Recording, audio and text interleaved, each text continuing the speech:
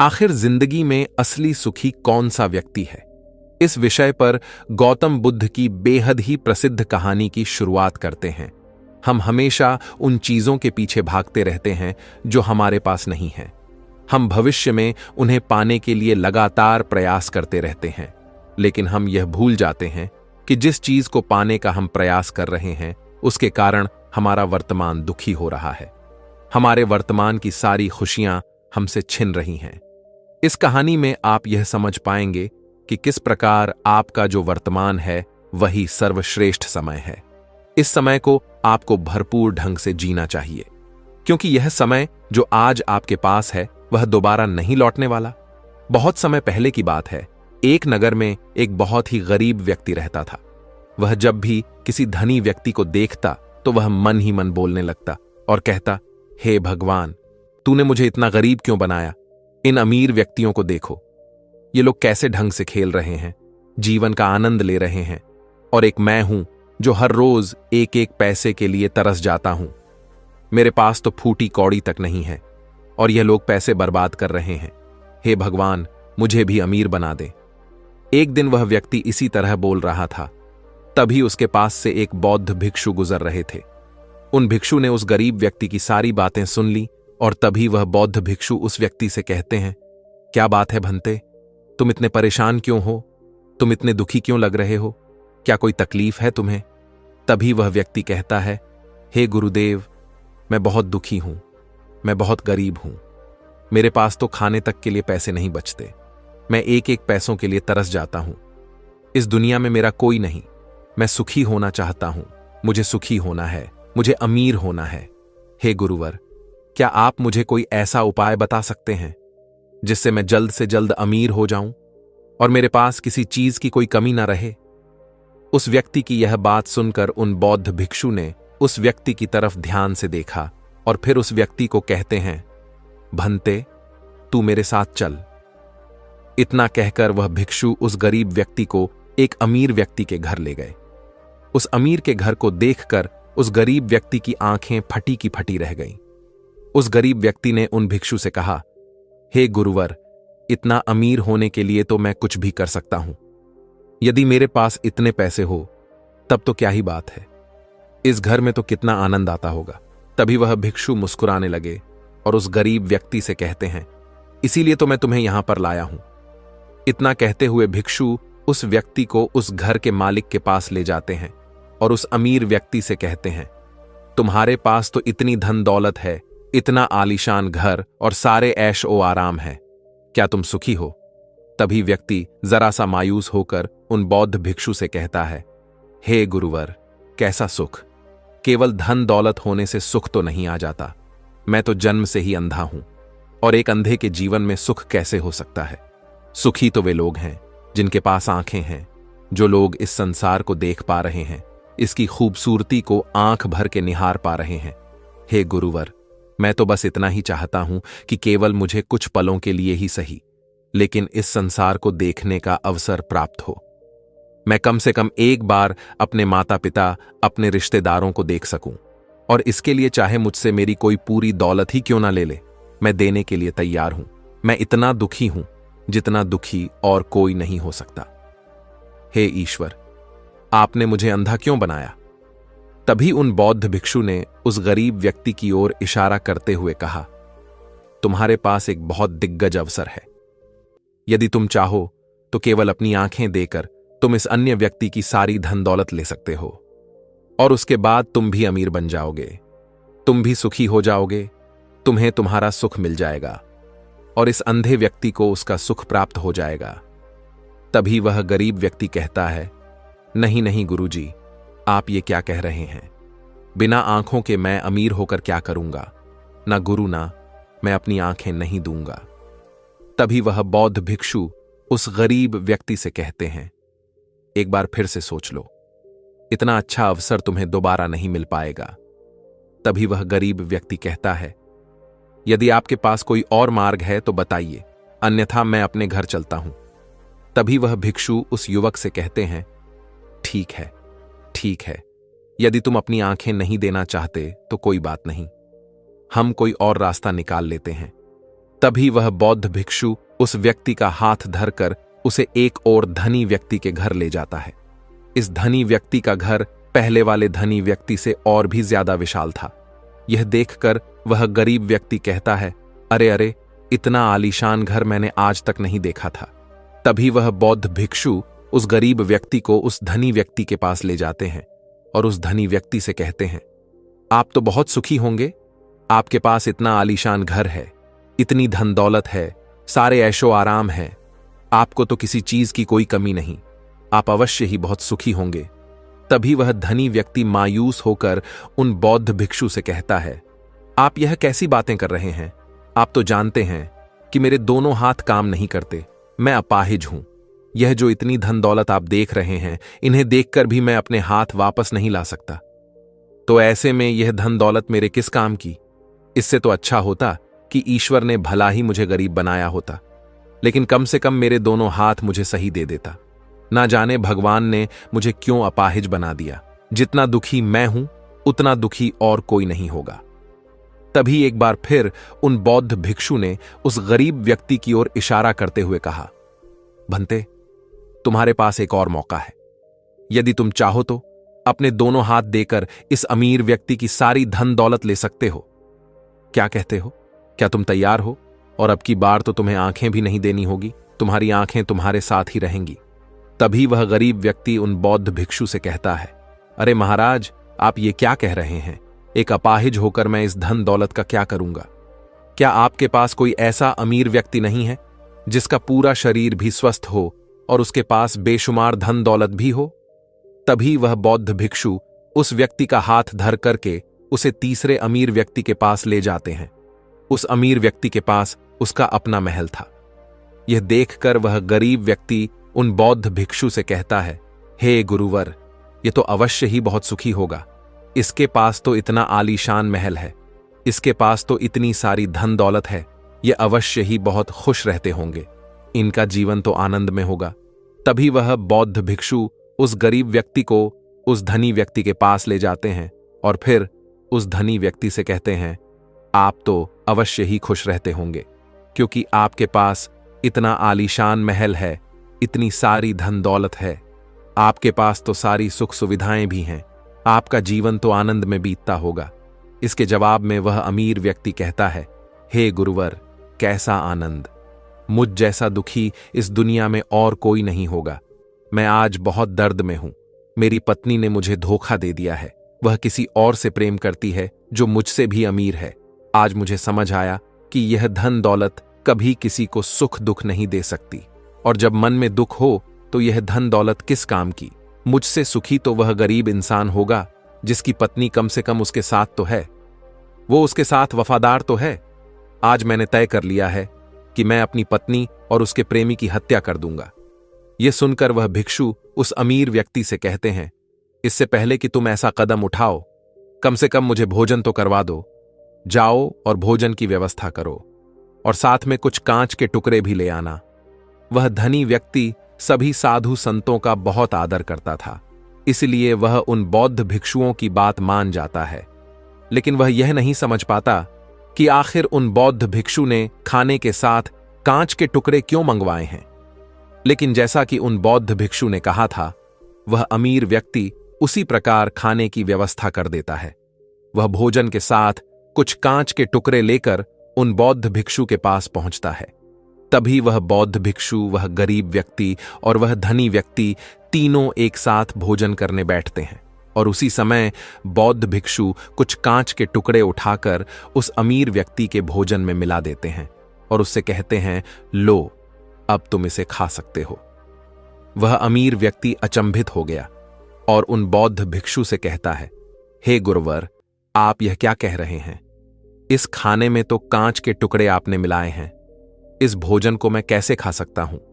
यदि यह भोजन मैं करूंगा तो इससे मुझे बहुत तकलीफ होगी और हो सकता है कि मेरी मृत्यु भी हो जाए। तभी वह भिक्षु मुस्कुराने लगे और उस अमीर व्यक्ति से कहते हैं, तुम्हें यह बात तो समझ में आ गई, लेकिन तुम्हें यह बात नहीं समझ में आती कि अगर इस भोजन को खाना है तो इस भोजन के कांच के टुकड़ों को तुम्हें निकालकर अलग करना ही होगा, तभी यह भोजन तुम्हारे खाने योग्य बनेगा और तब यह भोजन तुम्हें कोई तकलीफ नहीं देने वाला, बल्कि तुम्हें सुख ही प्रदान करेगा। इस पर वह अमीर व्यक्ति अचरज में उन बौद्ध भिक्षु से कहता है, हे गुरुवर, आखिर आप क्या कहना चाहते हैं? तभी वह बौद्ध भिक्षु उस अमीर व्यक्ति से कहते हैं, ऐसे लोग जो कांच के टुकड़े के समान है, यदि तुम उनके साथ चिपके रहोगे तो तुम्हें दर्द तो अवश्य ही होगा। जिस प्रकार यह कांच का टुकड़ा मिला हुआ भोजन तुम्हें दर्द प्रदान करेगा, इसलिए इसका समाधान तो यही है कि तुम इन कांच के टुकड़ों को भोजन से अलग कर दो और जो है उस पर ध्यान दो, अर्थात कि तुम उन लोगों को भूल जाओ जो तुम्हारे जीवन में नहीं है और उन लोगों पर ध्यान दो जो इस समय तुम्हारे साथ हैं, जैसे कि तुम्हारी पुत्री। वह भी तो तुम्हारे प्यार की भूखी है। क्या तुम्हारा यह कर्तव्य नहीं है कि तुम उसका ख्याल रखो, उसकी परवरिश करो? आगे भिक्षु उस अमीर व्यक्ति से कहते हैं, सुख तो तुम्हारे पास ही है, बस इन कांच के टुकड़ों को, अर्थात अपनी पत्नी और उसके प्रेमी की हत्या करने का यह विचार अपने मन से निकाल दो, अन्यथा यह कांच के टुकड़ों से मिला हुआ भोजन के समान ही होगा और इसका परिणाम भी बहुत भयानक होगा। वह भिक्षु इतना कहकर शांत हो गए और उस अमीर व्यक्ति को भी उन भिक्षु की बात समझ में आ गई। उन्होंने तुरंत ही उन बौद्ध भिक्षु के चरण छुए और वह अमीर व्यक्ति कहने लगा, हे गुरुवर, आपने मुझे पाप करने से बचा लिया है, मैं आपका बहुत बहुत आभारी हूं। उसके बाद वह भिक्षु उस गरीब व्यक्ति को लेकर आगे की ओर निकल जाता है।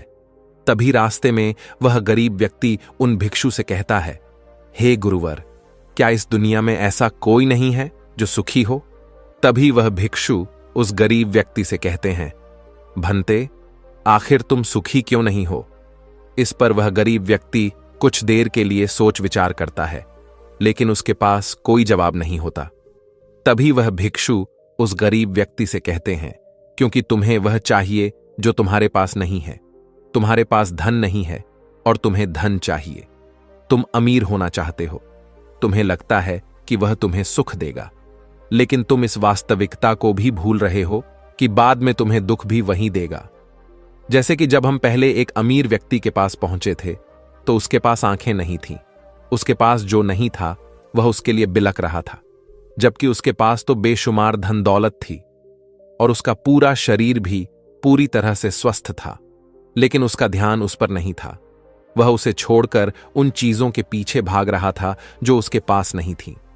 इसी तरह से दूसरे अमीर व्यक्ति के पास आंखें थीं, धन दौलत भी थी, लेकिन हाथ नहीं थे। इसी प्रकार जो चीज उसके पास थी वह उसका आनंद नहीं ले रहा था, बल्कि वह तो इस दुख में था कि उसके पास उसके हाथ नहीं है। और ठीक इसी प्रकार से तीसरा अमीर व्यक्ति भी दुखी था, क्योंकि उसके पास तो धन दौलत भी थी, ऐशो आराम भी था और उसके पास तो उसका पूरा शरीर भी था। वह पूरी तरह से स्वस्थ और तंदुरुस्त भी था, लेकिन फिर भी वह दर्द में था, क्योंकि उसे उसकी पत्नी ने धोखा दे दिया था, जो उसकी कभी हो ही नहीं सकती थी। जो स्त्री केवल धन के लिए किसी और के साथ भाग जाए, क्या वह उसका साथ कभी दे सकती थी? नहीं। लेकिन उस अमीर व्यक्ति के पास जो था, अर्थात उसकी पुत्री, वह उसके बारे में सोच ही नहीं रहा था। आगे वह भिक्षु उस गरीब व्यक्ति से कहते हैं, अमीर गरीब होने से दुख और सुख का कोई मतलब नहीं होता। अमीर हो या गरीब, हमारे दुखी होने का एकमात्र कारण यही होता है कि हम हमेशा उन चीजों के पीछे भागते रहते हैं जो हमारे पास है ही नहीं, और जो वर्तमान में हमारे पास है हम उस पर ध्यान ही नहीं देते और ना ही उसका आनंद ले पाते हैं। हम तो केवल भविष्य में घूमते रहते हैं, भूतकाल में अटके रह जाते हैं, और यह सारी गलतियां हम वर्तमान की जमीन पर करते हैं। और यही कारण है कि तुम कभी आनंदित हो ही नहीं पाते, तुम कभी खुश नहीं रह पाते, क्योंकि जो आनंद का समय है, अर्थात वर्तमान का समय है, वह तो यूं ही नष्ट हो जाता है।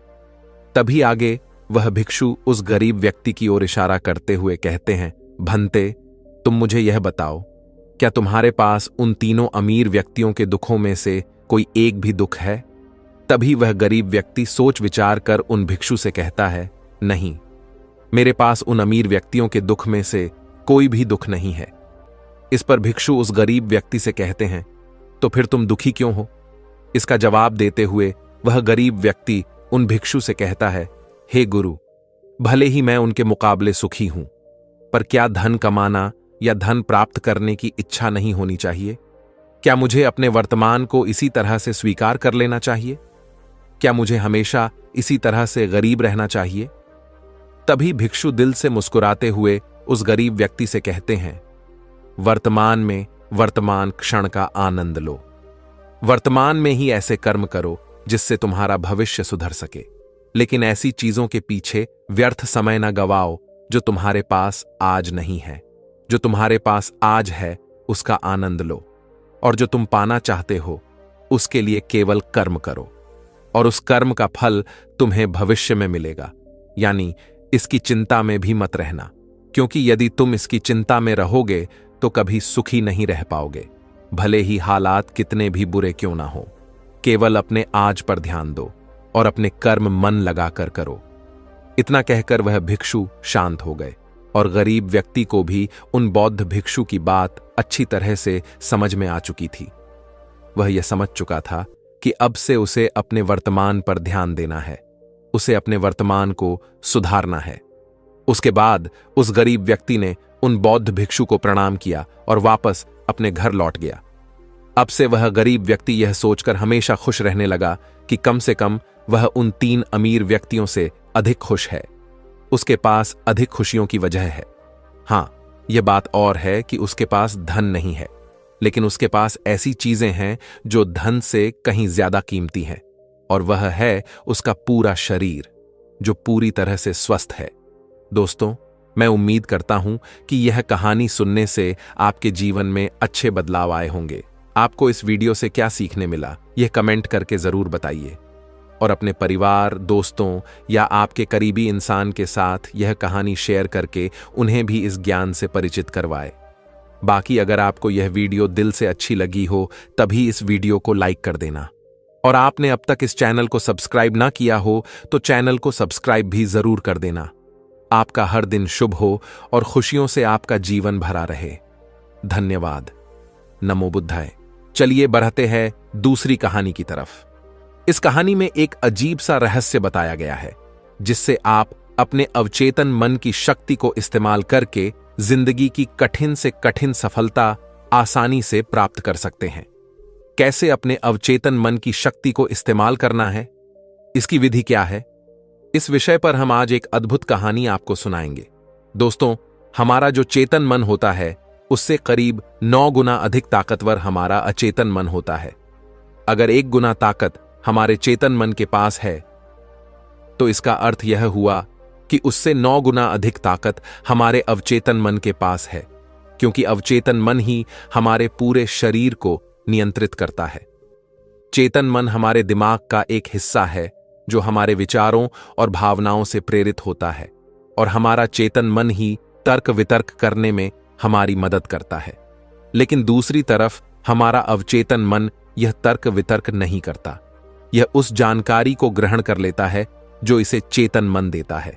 इसीलिए जैसा हम अपने अवचेतन मन में सोचते हैं वैसे ही हम बनते चले जाते हैं।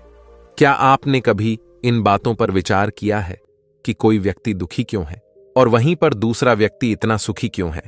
एक व्यक्ति सुख और समृद्धि से भरा हुआ है, वहीं पर दूसरा व्यक्ति इतना गरीब और दुखी क्यों है? एक व्यक्ति भयभीत है जबकि दूसरा व्यक्ति आस्था और विश्वास से भरा हुआ है। एक व्यक्ति आलीशान महलों में रहता है, वहीं पर दूसरा व्यक्ति गरीब और टूटी फूटी कुटिया में रहता है।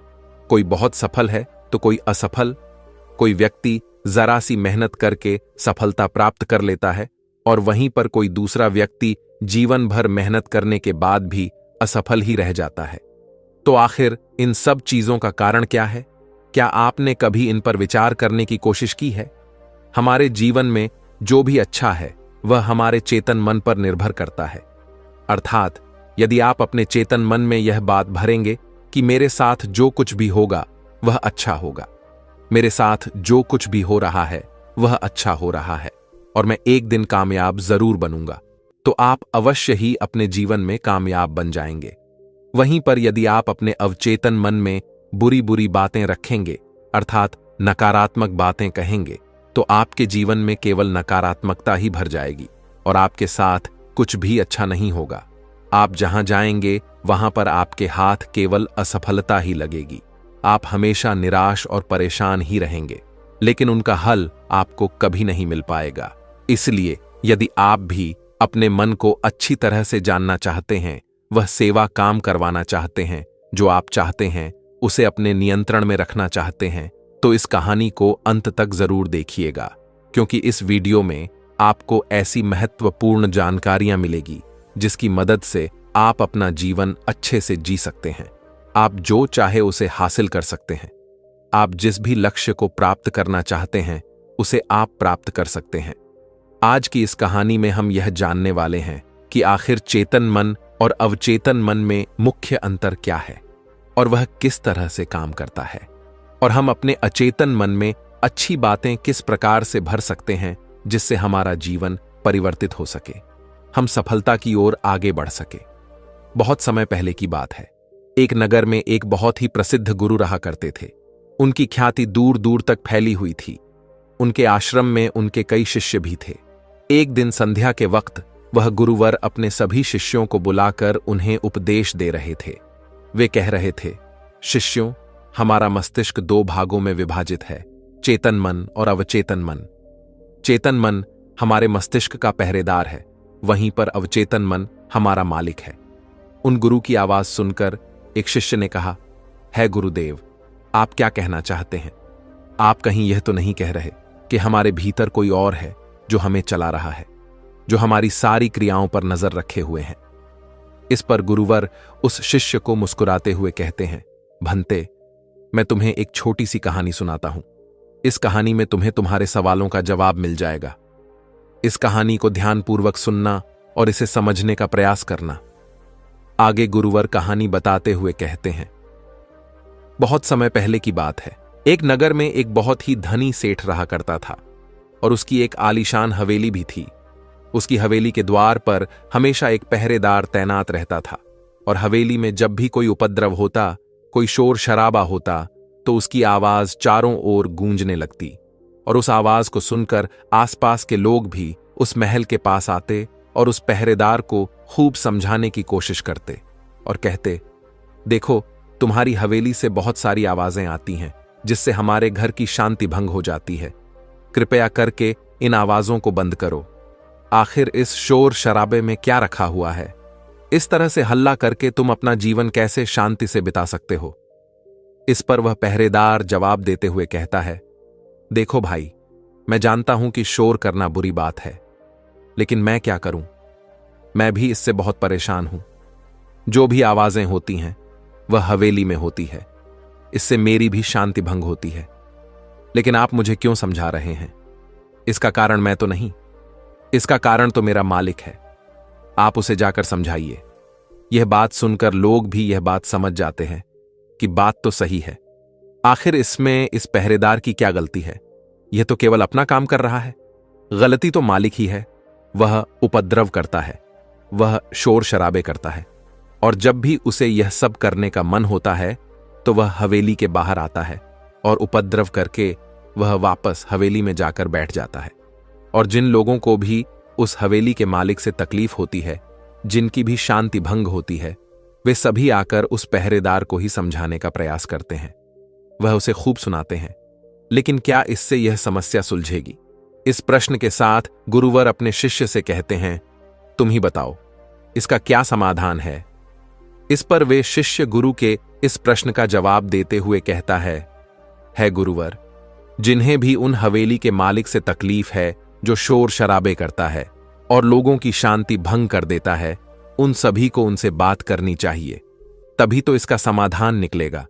भला पहरेदार की इसमें क्या गलती है? वह तो केवल अपना काम कर रहा है और वह उससे ज्यादा कर भी क्या सकता है? उसके हाथों में तो और कुछ भी नहीं है। इस पर वह गुरुवर मुस्कुराते हुए अपने उस शिष्य से कहते हैं, भंते, ठीक इसी तरह से हमारा मन भी होता है। हमारा चेतन मन मनुष्य का पहरेदार होता है और पहरेदार को यह अच्छी तरह से पता है कि क्रोध करना बुरी बात है, बुरे शब्दों का इस्तेमाल करना बुरी बात है, अश्लील ख्यालों में खोए रहना बुरी बात है।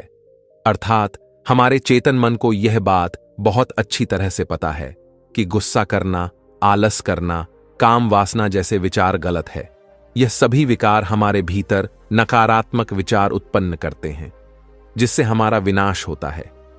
लेकिन वह कर भी क्या सकता है? वह चीज उसके हाथों में है ही नहीं, क्योंकि वह चीज वह कर ही नहीं रहा। यह तो वह अंदर बैठा मालिक कर रहा है, अर्थात हमारा अवचेतन मन, जो हमसे कोई भी कार्य बहुत ही आसानी से करवा लेता है। और यह सभी बातें हम में से हर कोई अच्छी तरह से जानते हैं, और हमें ऐसा लगता भी है कि हम अच्छी तरह से समझ चुके हैं, जैसे कि वह पहरेदार समझता है। लेकिन वास्तविकता में तो इससे हमारे जीवन पर कोई भी बुनियादी फर्क नहीं होता। आगे वह गुरु उस शिष्य से कहते हैं, भंते, तुमने भी अपने आप को कई बार यह समझाने की कोशिश की होगी कि मुझे सुबह सही समय पर उठना है, आश्रम की साफ सफाई करनी है, भिक्षा मांगने जाना है, और रात को आने के बाद मुझे ध्यान भी करना है। लेकिन क्या इससे कोई फर्क हुआ? इसका जवाब देते हुए शिष्य कहता है, नहीं, बिल्कुल नहीं हुआ। मैंने कई बार अपने आप को समझाया है कि मुझे इस समय पर यह काम करना है, मुझे अपना समय व्यर्थ नहीं करना, मुझे अपने समय का इस्तेमाल करना है और मुझे आगे बढ़ना है। लेकिन मैं चाहकर भी उन सभी कार्यों को समय पर नहीं कर पाता। इस पर वह गुरुवर अपने उस शिष्य से कहते हैं, भंते, जब भी हम अपने आप को कुछ समझाने का प्रयास करते हैं तो हमें ऐसा लगता है कि अब हम समझ चुके हैं और अब हमसे कोई गलती नहीं होने वाली, और हम सोचते हैं ज़रेनिया कि अब हमारा जीवन बदल जाएगा, हम जो भी करेंगे अब वह सही होगा, अब तो हम जीवन में सफलता प्राप्त कर ही लेंगे। लेकिन दूसरे ही पल हम यह पाते हैं कि हमारे जीवन में कोई बुनियादी बदलाव आया ही नहीं है, और ऐसा केवल हमारी नासमझी के कारण होता है। हम अपनी नासमझी के कारण अवचेतन मन की जगह पर अपने चेतन मन को समझाने का प्रयास करते हैं, अर्थात मालिक को त्याग कर हम पहरेदार से बात करते रहते हैं और उसे समझाने की कोशिश करते हैं। लेकिन तुम यह भूल जाते हो कि आखिर वह पहरेदार कर भी क्या सकता है? वह सब उसके हाथों में है ही नहीं है। हमें तो अपने अवचेतन मन को समझाने की आवश्यकता है। हमारी बुद्धि, अर्थात वह पहरेदार जो यह समझ जाता है कि क्या सही है और क्या गलत, उसे कब क्या करना है, क्या नहीं करना।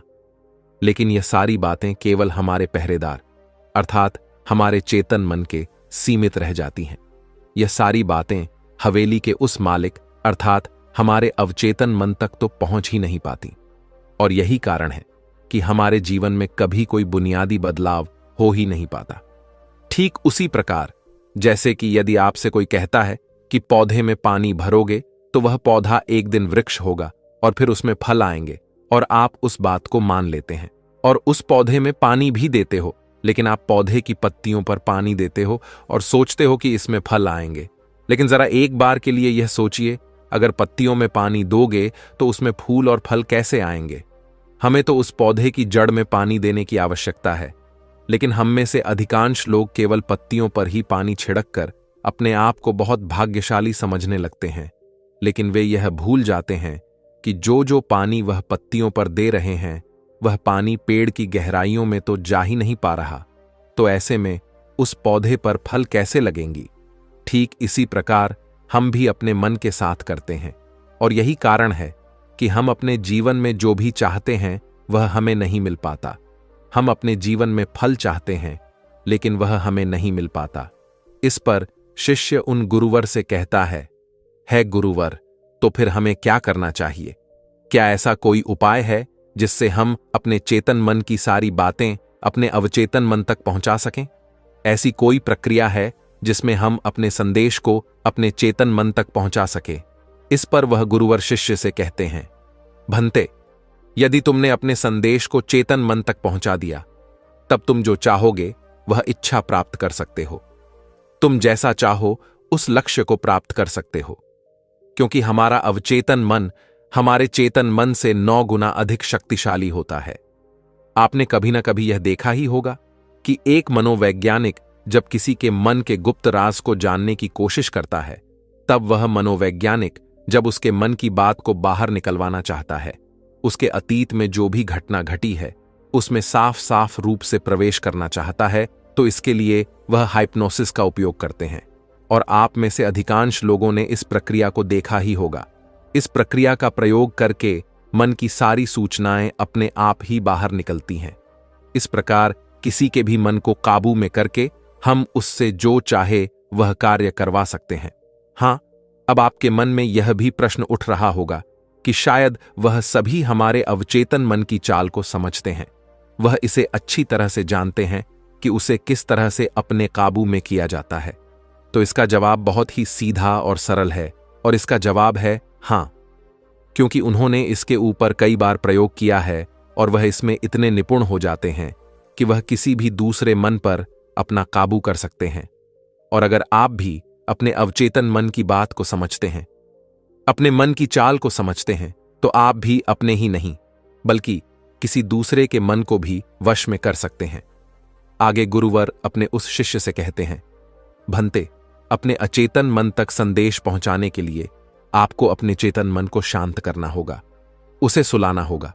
और ऐसा इसीलिए क्योंकि हमारा चेतन मन तर्क वितर्क करने में माहिर है। वह एक पहरेदार है, वह हमारी रक्षा के लिए हमेशा तैनात रहता है। इसीलिए जब भी तुम अपना कोई संदेश उस चेतन मन तक पहुंचाने की कोशिश करोगे जरेनिया, तो वह तुमसे तर्क वितर्क जरूर करेगा और हमें अपनी बात अपने मालिक तक पहुंचाने की इजाजत तक नहीं देगा। जब तक कि हम अपनी बात अपने चेतन मन को अच्छी तरह से समझा नहीं देते या उसे शांत नहीं कर देते, तब तक वह हमें उस हवेली में घुसने नहीं देगा। क्योंकि हमारी सामान्य बुद्धि अर्थात हमारा चेतन मन तर्क वितर्क करने में माहिर होता है, और यही कारण है कि हम में से अधिकांश लोग अपने अचेतन मन तक एक साफ और स्पष्ट संदेश पहुंचा ही नहीं पाते, और इसी कारण हम अपने अचेतन मन को भी अच्छी तरह से समझ नहीं पाते।